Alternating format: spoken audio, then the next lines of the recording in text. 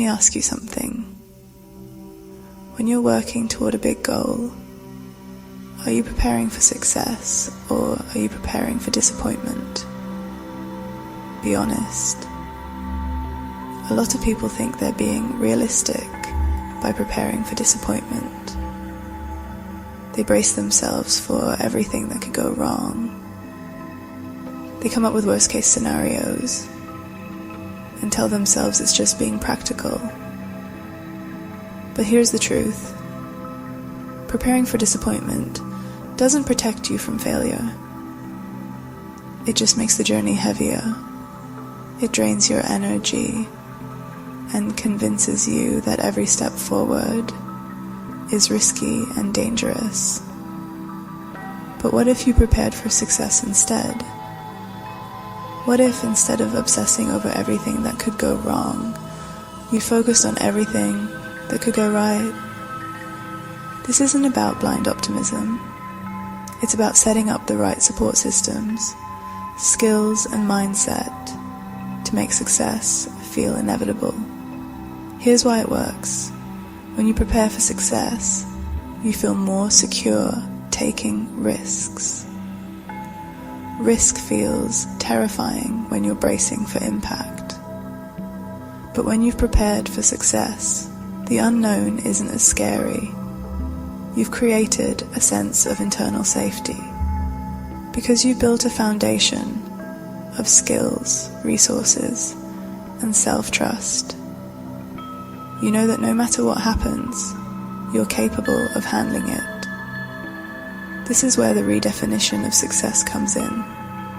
Most people think success is a specific outcome, a promotion, or perhaps a number in your bank account, maybe even a milestone achieved. But if you redefine success as who I became in the process, then you can't lose. Every step forward becomes success. Every lesson learned becomes part of that success. So, how do you prepare for success? First, get clear on your definition of success. Is it just the end result, or is it also growth, resilience, and self-trust along the way? If your success is only defined by the final outcome, you're more likely to prepare for disappointment because it feels like all or nothing. But if you define success as who you become along the way, you win no matter what. Next, start preparing with intention, not fear. Instead of asking, what if it goes wrong?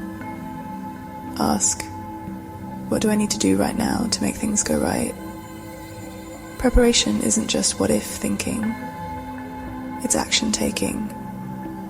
Learn the skills, gather the resources, and build the support systems that allow you to feel more capable, regardless of the outcome. Last, but definitely not least, rehearse success, not failure. So many people mentally rehearse failure, imagining rejections, mistakes, and things going wrong. But your mind and body respond to the imagery you feed them. If you rehearse success, you begin to normalize it. Visualize yourself handling opportunities with ease. Picture the version of you that has already succeeded and embody that energy as you prepare. Here's the takeaway. Preparing for disappointment feels responsible, but it's just self-sabotage in disguise. Preparing for success builds self-trust, courage, and clarity. It teaches your nervous system that you're safe to move forward. And when success is defined by who you become, not just what you achieve, you'll see that you've been successful all along.